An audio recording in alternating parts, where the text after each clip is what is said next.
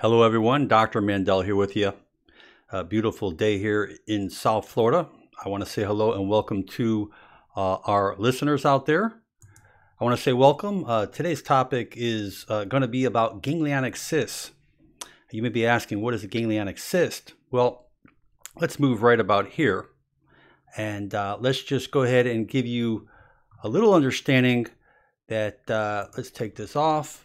As you can see right here, here's a ganglionic cyst. These are the little bumps, the little fluid-like sacs that we get most commonly in the hand. It can happen on the dorsum or the volar area of the hand, either the back or the front. It can happen quite commonly on the feet, which I'll go into in just a few. But a ganglionic cyst is a sac-filled fluid. It's a jelly-like fluid that originates from the tendon sheath. If you look at that chart right there, that picture, there's a tendon there. Or it can actually come from the joint capsule. That's where the joints come together as a capsule. And the word ganglion means a knot, and it's used to describe this knot-like mass or this lump that forms below the surface of the skin. And these ganglionic cysts are among the most common, benign, thank God, soft tissue masses.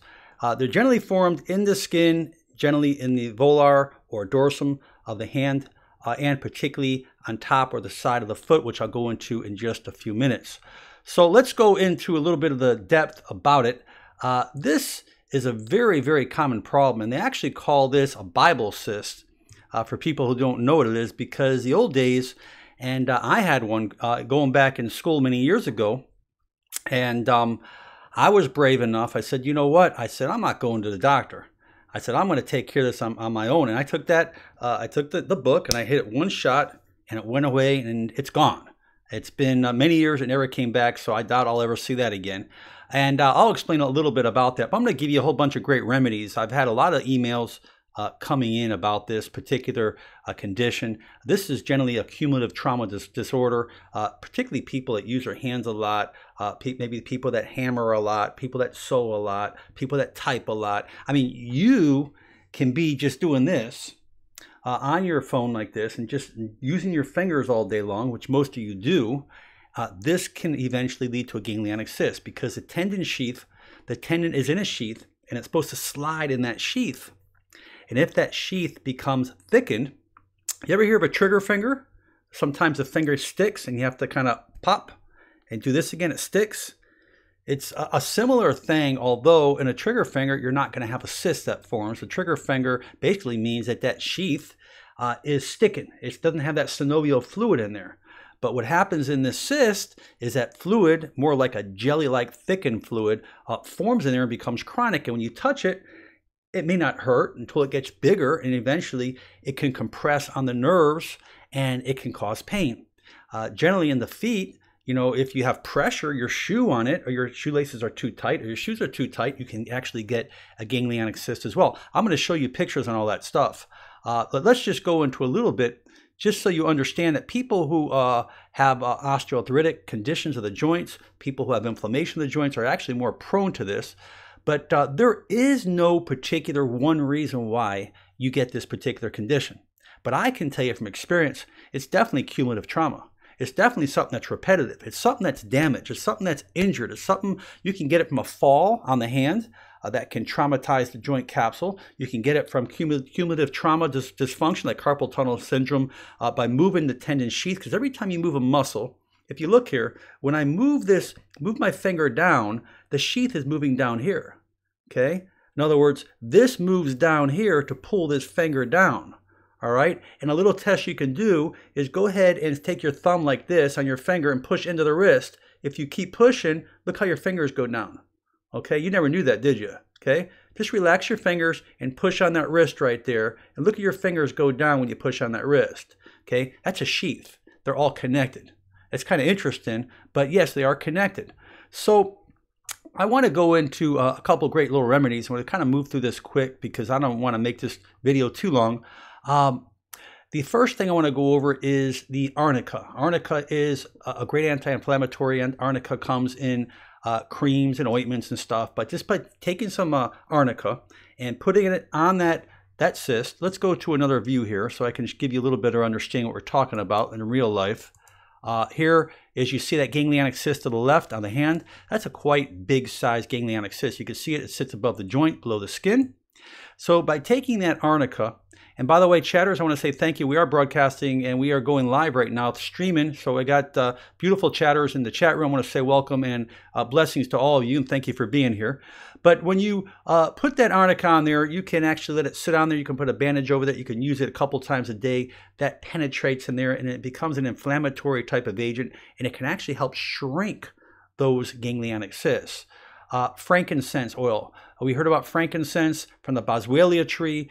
This is the resin that's taken out of the tree and it's brought into an oil. That oil has great anti-inflammatory properties. You can put drops of oil on it. You can let it sit on it. You can cover it. You can use that regularly. Do that for a couple of weeks. That will really, really help shrink it in many cases. I love turmeric. You can be taking turmeric and ginger internally. Great natural anti-inflammatory. They have turmeric little things you can make with turmeric. You can thicken it up in a paste. There's all different creative things you can do. You can put the turmeric directly on it to help penetrate. Those are some different remedies that people have done because the enzymes in there, the enzymes, as well as the different types of agents in there, is a serious anti-inflammatory. The next thing I want to mention to you that usually does not say in the records of remedies, but from experience, understand that you have fascia. Fascia is under the skin. If you cut under the skin and take it away, you have fascia that covers the muscles, and fascia that covers the joints. It kind of like holds everything in. It's kind of like a stocking that goes over your whole body. It holds you tight where we just don't fall apart.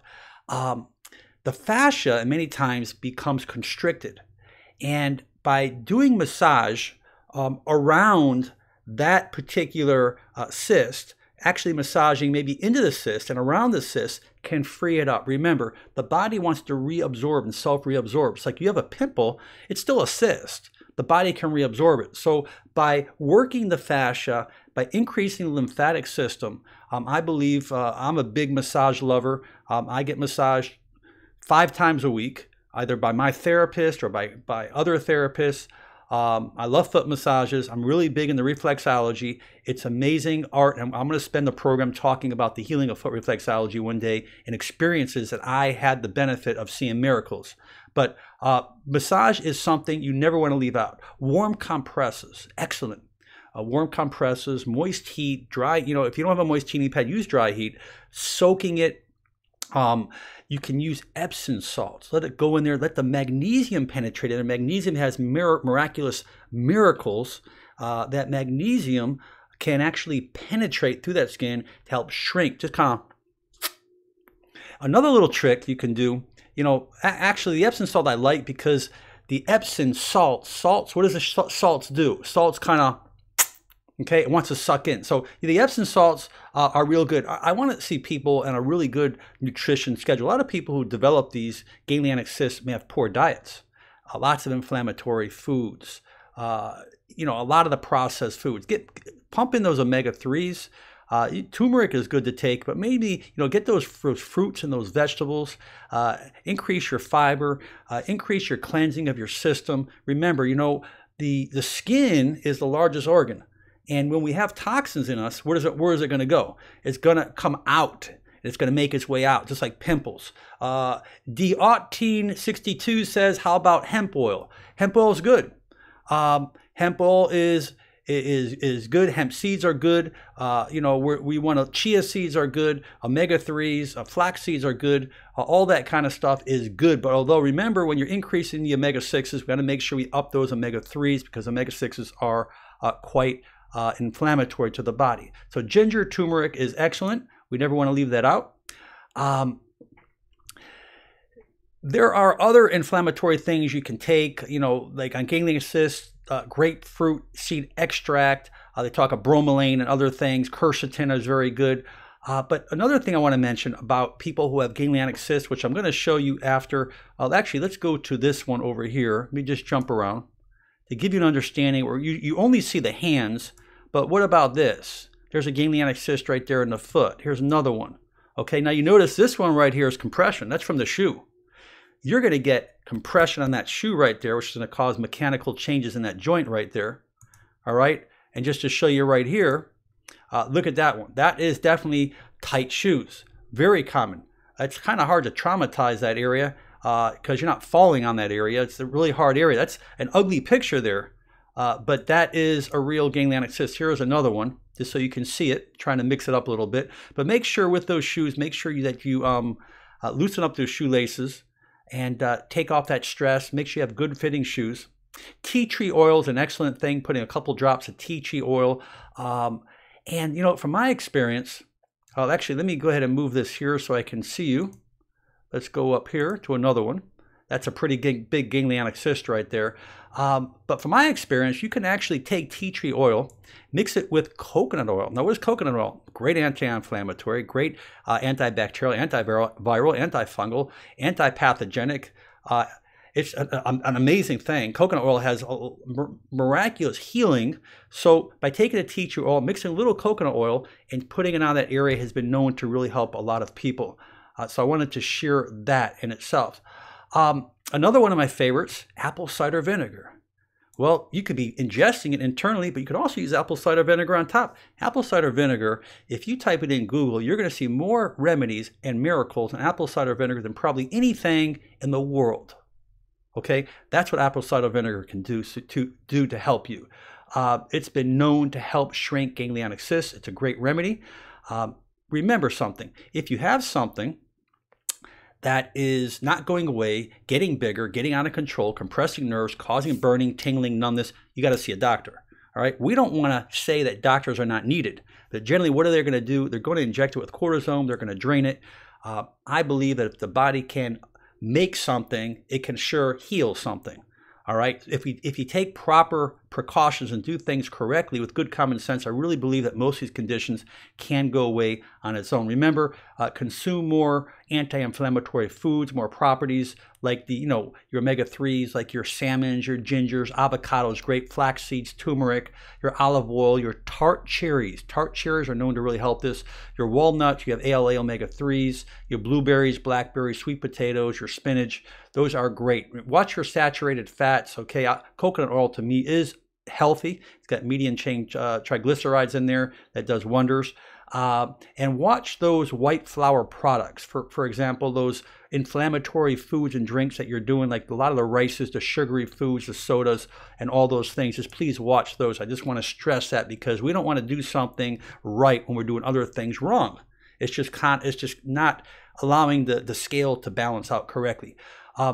A really great one here is Aloe Vera Gel. Now, you know what aloe vera can do to the stomach, intestines, how it coats, how it heals. Well, it's actually known to help heal ganglionic cysts. You have nothing to lose. You can take a little natural aloe and you can put it on there. And aloe has miraculous healing abilities from the fresh leaf. I always say use the fresh leaf. Let it sit on there at least 20 minutes. You can cover it up, sleep with it. It's not going to hurt you, but it's been known to help it. Witch hazel has actually been a great type of remedy as well. The witch hazel contains astringent properties that actually helps tighten the skin. It limits the secretion of those oils. It actually helps with that ganglionic cyst. These are proven remedies, and I wanted to share that with you, put a couple drops on that. Another great thing is, how many people out there have ever had a sty before in their eye? Yeah, you're probably already thinking. You probably already know the answer, right? A sty? Well, you take the black tea bags, you boil it up, let it come to room temperature, take the black tea bag, you can use it on styes. It will get rid of your sty. But look at the sty. It's a fluid-filled sac, okay? Put that tea bag on top of that good old ganglionic cyst. Why not? It will do miracles. It will penetrate, and it will help heal. So that's another great remedy as well. You can never leave that one out. Many different essential oils are good, but the frankincense, I think, is one of the best. The oregano oil is another great property. The oregano oil you can actually mix with the frankincense, or you can actually mix it with other oils if you like. But it actually works good with frankincense.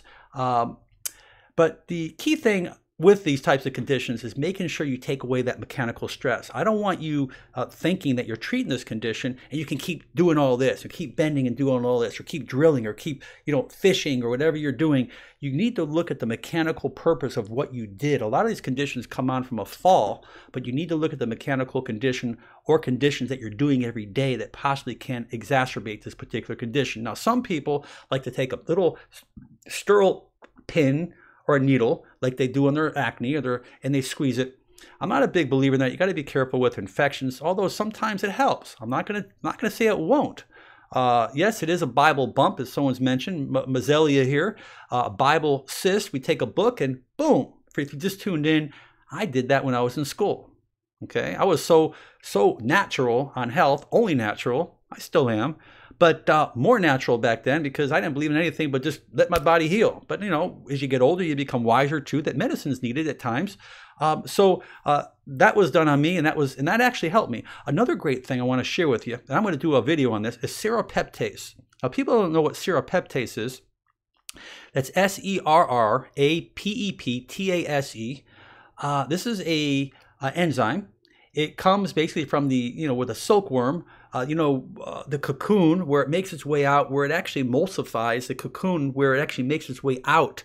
So it's an enzyme, a proteolytic enzyme. You would take it on an empty stomach, and what it does, it goes through the body like a Pac-Man. It looks for dead tissue. In other words, it helps clean out arteries, great for scarring, great for, just things in the soft tissue that shouldn't be there. Serrapeptase is known to really help you. If you do it on an empty stomach. You can Google that. And the last I want to mention, we talked about this Bible cyst here. People still take the book and bang. I'm not going to go ahead and tell you to do that, but I did it, and it helps lots of people. I can tell you it has really done a lot of good things in the past. So obviously doctors are going to tell you not to do that. A couple quick things in summary. Modify your shoes, particularly if you have any type of cyst going into there. Let me see if there's any other ones here I can show you. There's one here. There is one there on the front, and again, here is the one on the foot. Maybe want to get into sandals, do things that are smart. I'm a big believer in the massage, working around in that fascia, help increase the lymphatic system. But basically, I just wanted to go over these important things. I think it's really important. If there's any last thing I want to mention to you, let me see, I think I pretty much covered it all. Basically, what the doctors will do is they will go ahead and aspirate it. They'll stick steroid in there. They'll want to cut it out if they have to. But most of these things are not always symptomatic, but they do get bigger. They can get bigger if the mechanical stress is still there. Well, I think I said it all. Thank you, chatters, for being here with me. I ask our audience out there to please, let me see if I can get rid of this. We don't want to say that yet. Let me get rid of this. And let's see here. I'm making things worse because I'm not. Okay, there we go. Anyways, I ask you to subscribe out there if you haven't. Because I am going to continue to fight and continue to give you the best cutting edge material on nutrition, up-to-date medical conditions, as well as the best self-help videos. I want you to check out my videos if you're looking for great self-help videos pertaining to your physical point, like your neck, your spine, your back, your shoulder, your knees. I've got great stuff there, all right? The rankings up there are just way up on YouTube right now. Why? Because people are hitting them. People are being helped worldwide. This is about helping each other. This is not about me. This is about everyone. So I ask you to take my videos. You don't have to ask me. Share my videos. Put them on your social media to make a change in other people's life. I want to say blessings out there to everyone out there. I thank our chatters for coming out today, and it's a blessing to be here, and I'm going to continue to come out. I really enjoy, doing this kind of stuff. It really makes me smarter because it makes me go back to the books, makes me do the research, and hopefully pull out those facts so we can help a lot of lives naturally without those invasive procedures that hopefully we'll never have to see. Anyways, God bless everyone. To you, your families. We'll catch up with you real soon. Good night or good day, regardless of where you are. Bye-bye now.